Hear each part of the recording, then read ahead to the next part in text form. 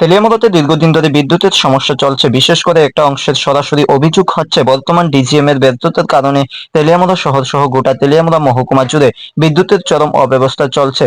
এরই মধ্যে তেলিয়ামুড়া ব্লক কংগ্রেস তেলিয়ামুড়ার বিদ্যুতের সমস্যা সংক্রান্ত 8 দফা দাবিকে একত্রিত করে এক স্মারকলিপি প্রদান করে। এই স্মারকলিপি প্রদান কর্মসূচিতে উপস্থিত ছিলেন প্রদেশ কংগ্রেস কমিটির সদস্য প্রাক্তন বিধায়ক অশোক কুমার বৈদ্য, ব্লক কংগ্রেস নেতা অতনু পাল সহ অন্যান্যরা।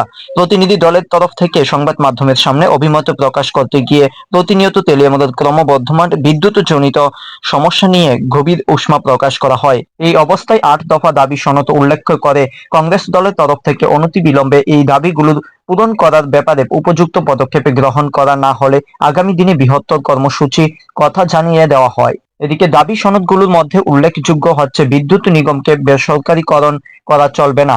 আগামী দিনে বিদ্যুতের আসল বৃদ্ধি করার চক্রান্ত চলছে। এই দাবি বিদ্যুতের মাশুল বৃদ্ধি না করার দাবি জানানো হয়। পাশাপাশি ঝড় বৃষ্টির পরিপ্রেক্ষিতে বিদ্যুতের সমস্যা তৈরি হলে দ্রুততার সাথে পদক্ষেপ গ্রহণের জন্য দাবি জানানোর মতো দাবিগুলো রয়েছে। এতে হাতে গোনা কয়েকজন কর্মী সমর্থক নিয়ে কংগ্রেসের আজকের এই কর্মসূচি সংগঠিত হলেও বিদ্যুৎ জনিত সমস্যা নিয়ে কংগ্রেস ময়দানে নামায় একটা অংশের মধ্যে ব্যাপক প্রতিক্রিয়া পরিলক্ষিত হয়েছে।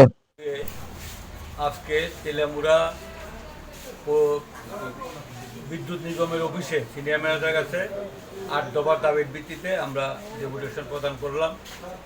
এর মধ্যে যে ডিমান্ডগুলো আমাদের সেটা আবার একটা বিদ্যুৎ মাশুল বৃদ্ধি করার চক্রান্ত চলছে।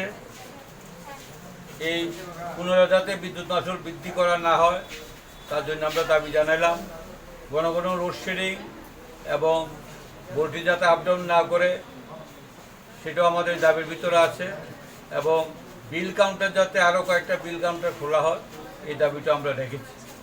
এখানে আমরা দেখলাম যে